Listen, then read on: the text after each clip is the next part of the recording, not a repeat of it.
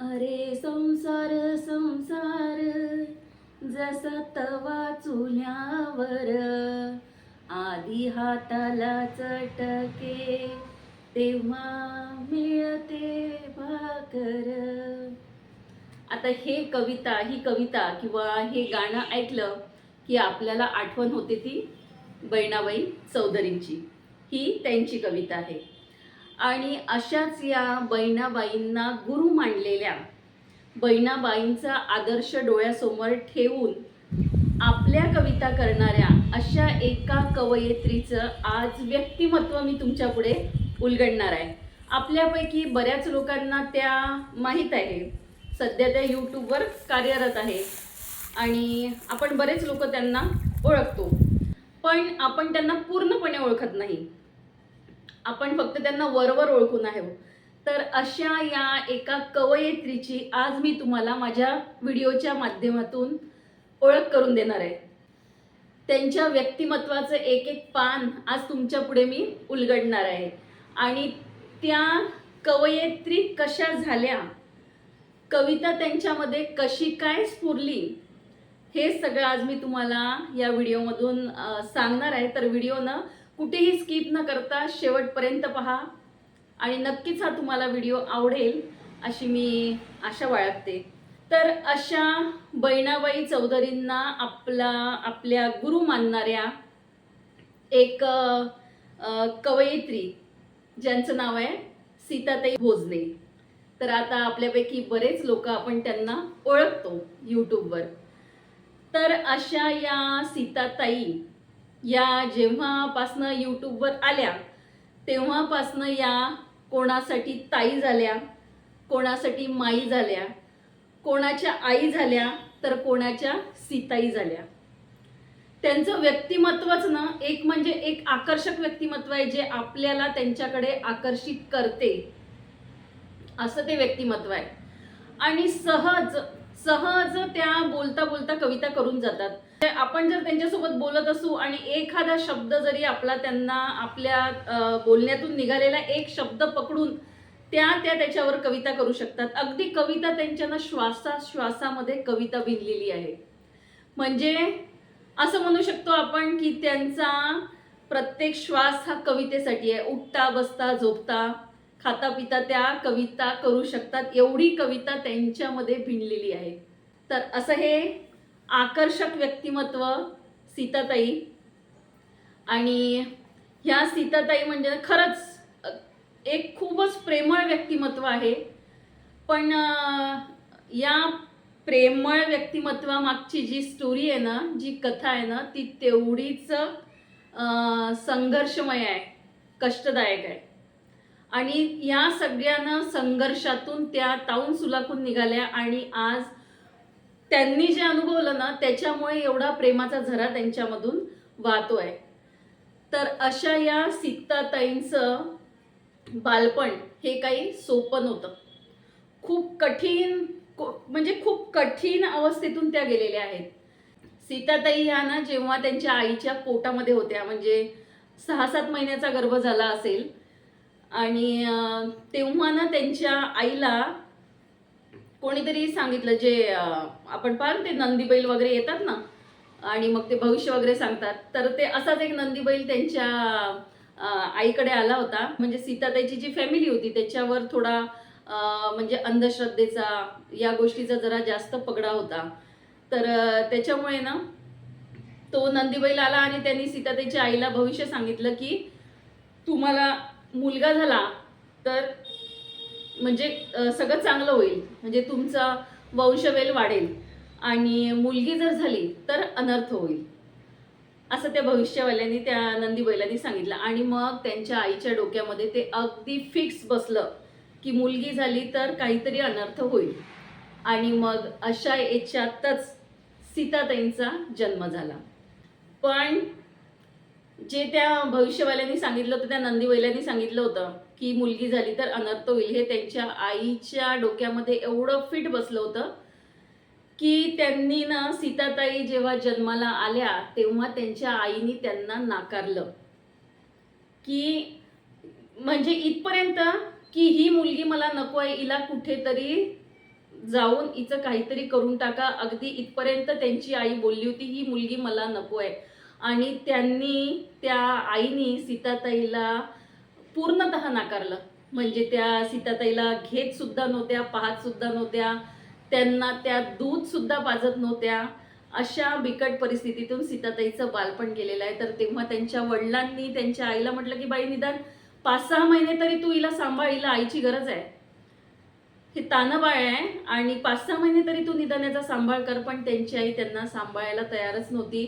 तर त्यांच्या वडिलांनी आणि त्यांच्या आजीनी, म्हणजे त्यांच्या आईच्या आईनी सीताताईला असंच वरचं दूध वगैरे पाजून सीताताईला म्हणजे काही दिवस त्यांचे काढले. मग शेवटी त्यांच्या आईने त्यांना स्वीकारलंच नाही. शेवटी त्यांची आजी, सीताताईची आजी त्यांना आपल्यासोबत माहेरी घेऊन गेली, आजीसोबत घेऊन गेली. म्हणजे सीताताई या आईच्या प्रेमापासून या नेहमी वंचित राहिल्या. आणि म्हणून आज त्यांच्या कविता या वेदनेतून फुललेल्या कविता आहेत. त्यांच्या कवितेमागे ना ही वेदना आहे की आई असून सुद्धा आईचं प्रेम त्यांना लाभलं नाही. एका आईनी एका आपल्या लेकराला नाकारलं होतं आणि ही वेदना ना त्यांच्या कवितेमधून नेहमी आपल्याला दिसून येते. आणि या वेदनेतून स्फुरलेल्या त्यांच्या कविता, या वेदनेतून निर्माण झालेल्या त्यांच्या कविता आहे आणि म्हणून त्यांना आपल्या अंतर्मनाला भावतात. तर मग अशा सीताताई आपल्या आजीकडे गेल्या. आजीनेच त्यांचा सांभाळ केला. आता सीताताईला आईचं दूध मिळालंच नाही, आईचं प्रेम सुद्धा मिळालं नाही.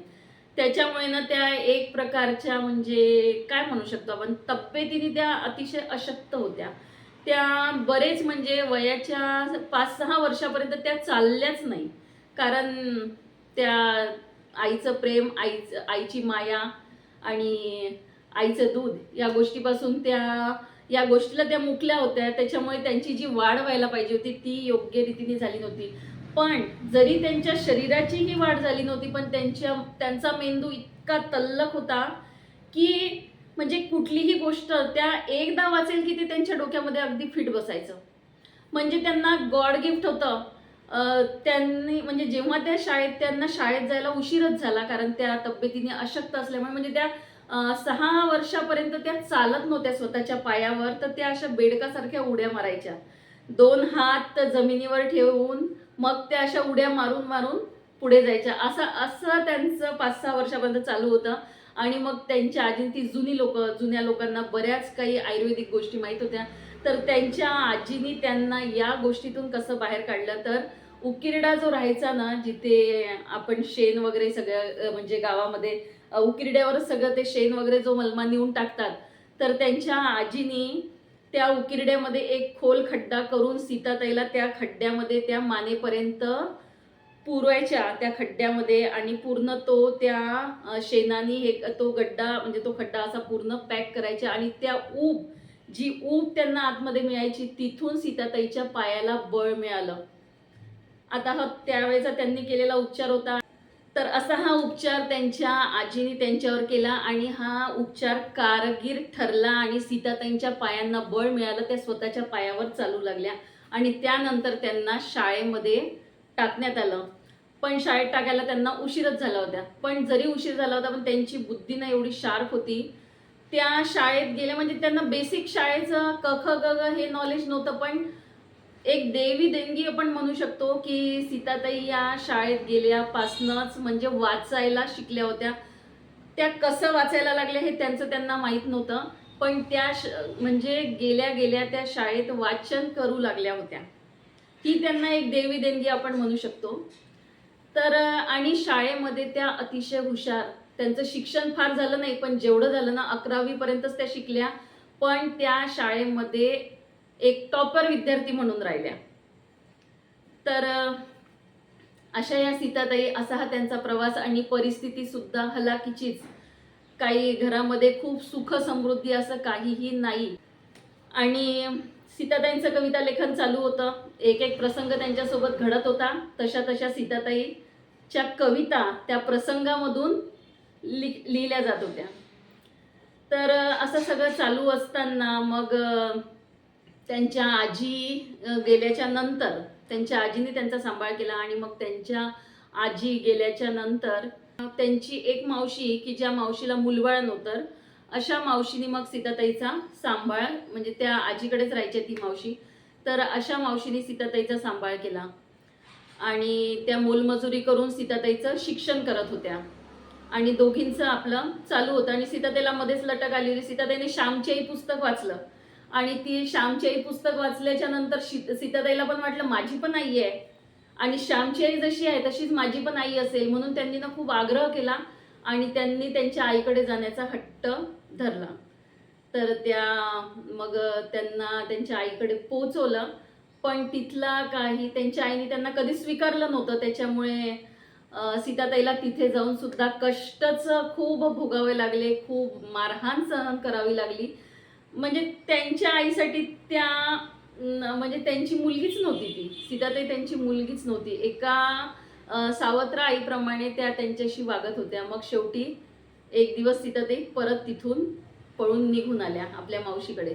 आणि मग मावशीकडे आल्यावर आणखी एक त्यांची मावशी जी सदन होती जरा, तर त्या मावशीला, ती मावशी मग सीताताईला आपल्या घरी घेऊन गेली. पण तिथे गेल्यावर सुद्धा सीताताईचं जे काय म्हणते त्याला कष्ट होते ते काहीही सुटले नव्हते. तिथे सुद्धा त्यांचे खूप हाल झाले.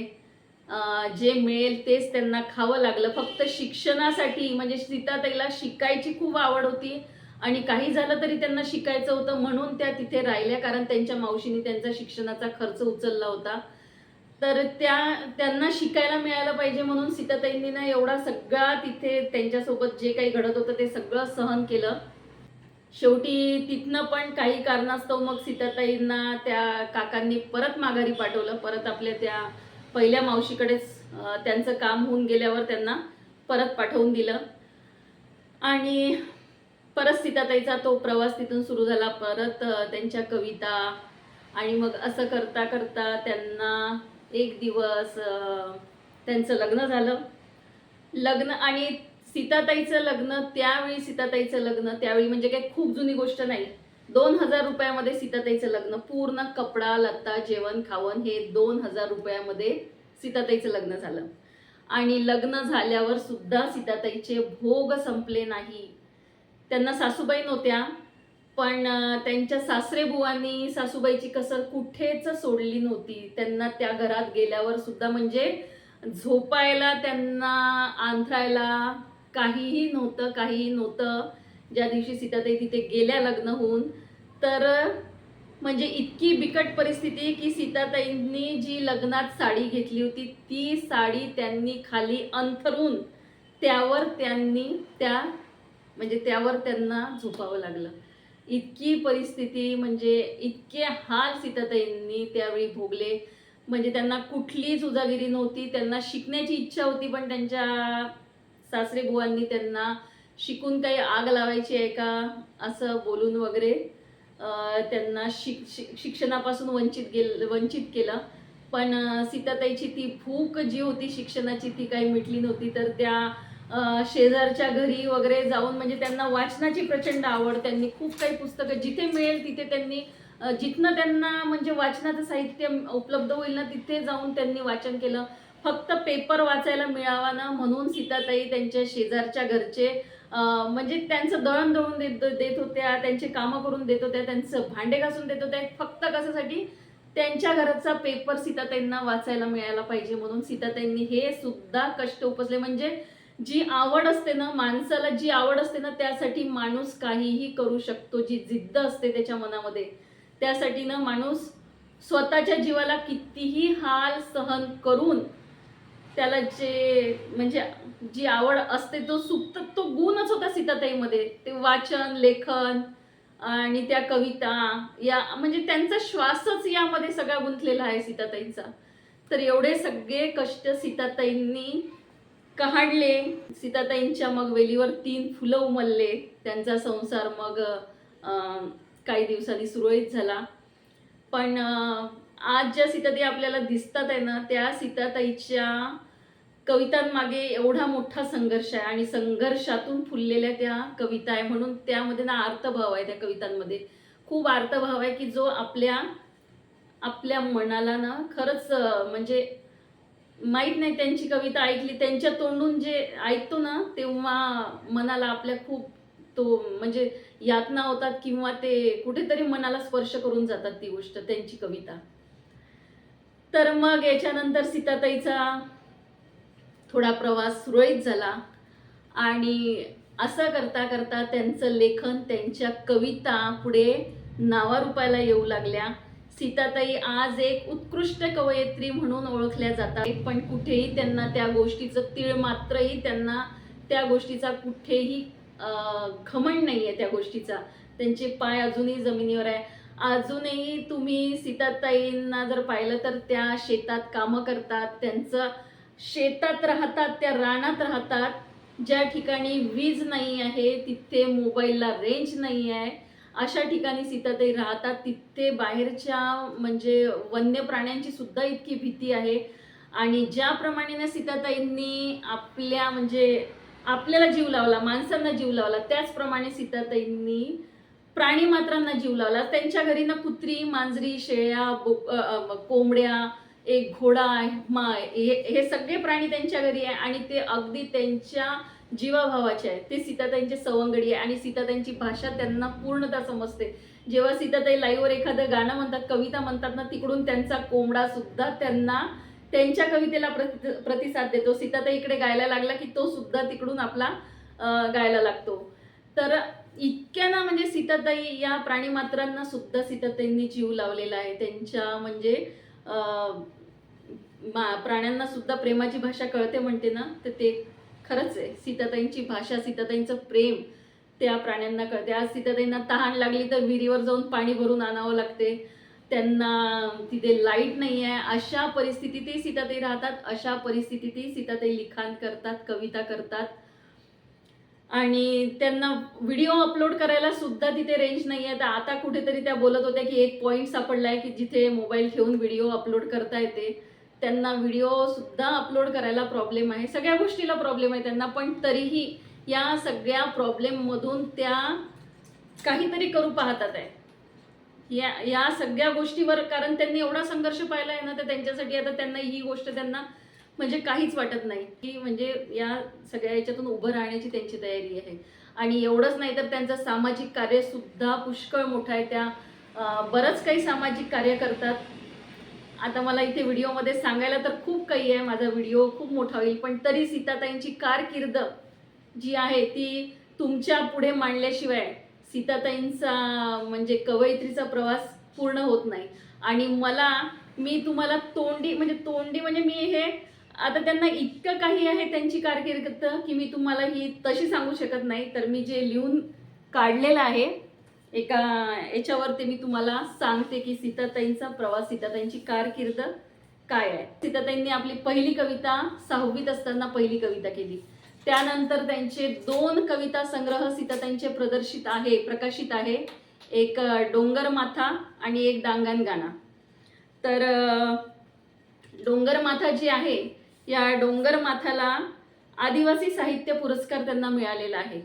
तर या डोंगर माथाला आदिवासी साहित्य पुरस्कार मिळालेला आहे. त्यांना आदर्श गृहिणी पुरस्कार मिळालेला आहे कांचनताई थोरात यांच्या नावाने. आणि एकता फाउंडेशन संगमनेर यातर्फे त्यांना काव्य वाचन पुरस्कार मिळालेला आहे. विविध काव्य स्पर्धांमध्ये एकूण 8 पुरस्कार त्यांना प्राप्त आहे. आकाशवाणी अहिल्यानगर केंद्रावर त्यांचं काव्य वाचन झालेलं आहे. संगमनेर तालुक्यातील लोकल चॅनल आहे ए मराठी, या चॅनलवर त्यांची मुलाखत झालेली आहे. ETV मराठी या चॅनलवर त्यांची मुलाखत झालेली आहे. परत एकविरा फाउंडेशन या संस्थेतर्फे नवदुर्गा सह्याद्री या कार्यक्रमाअंतर्गत त्यांची मुलाखत झालेली आहे. पुणे विद्यापीठाच्या कविता संमेलनात त्यांचा सहभाग आहे. जिल्हा परिषद शाळा शिरसगाव या शाळेत त्या कमिटी अध्यक्षा म्हणून 7 वर्ष त्यांनी कार्यभार सांभाळलेला आहे. आणि एवढंच नव्हे तर जर्मनीच्या पुस्तक संग्रहालयात डोंगर माथा या त्यांच्या कविता संग्रहाचा सहभाग आहे. ही किती मोठी गोष्ट आहे, खूप मोठी गोष्ट आहे ही. आणि फडकी मासिकाच्या संपादक मंडळात त्या 14 वर्षापासून कार्यरत आहे. आणि त्यांचं जे आहे ना दांगण गाणा हा जो कविता संग्रह आहे ना, हा कविता संग्रह त्यांच्या MA मराठीच्या अभ्यासक्रमासाठी पुणे विद्यापीठामध्ये त्यांच्या या डांगणगाणा कविता संग्रहाची निवड झालेली आहे. तर ही काही साधी गोष्ट नाही आहे. अशा या सीताताईंचा हा प्रवास आहे आणि इतकंच नाही तर त्यांचं आत्मचरित्र लिखाण चालू आहे. बऱ्यापैकी त्यांचं आत्मचरित्र लिखाण पूर्ण होत आलेलं आहे आता. आणि त्यांची एक रानफुल नावाची कादंबरी जी लवकरच आपल्या सर्वांच्या म्हणजे आपल्या सर्वांना लवकरच त्यांची एक कादंबरी रानफुलं नावाची पाहायला मिळणार आहे, वाचायला मिळणार आहे. तर असा हा सीताताईंचा प्रवास. माझ्यासाठी तर ग्रेट व्यक्तिमत्व आहे सीताताई. कारण मी जेवढं त्यांना ऐकलं आहे ना, आता मी तुम्हाला इथे पूर्णतः नाही सांगू शकली व्हिडिओमध्ये कारण व्हिडिओ खूप मोठा होईल, पण मी जेवढं त्यांना अनुभवलेलं आहे, जेवढं ऐकलेलं आहे, तर त्या सीताताई खरंच खूप ग्रेट आहे. आणि अशा सीताताई मला लाभल्या, माझी मैत्रीण म्हणून लाभल्या, याचा मला ना खूप खूप अभिमान आहे. आणि सगळ्यात महत्त्वाचं म्हणजे मला खूप प्राऊड फील होते.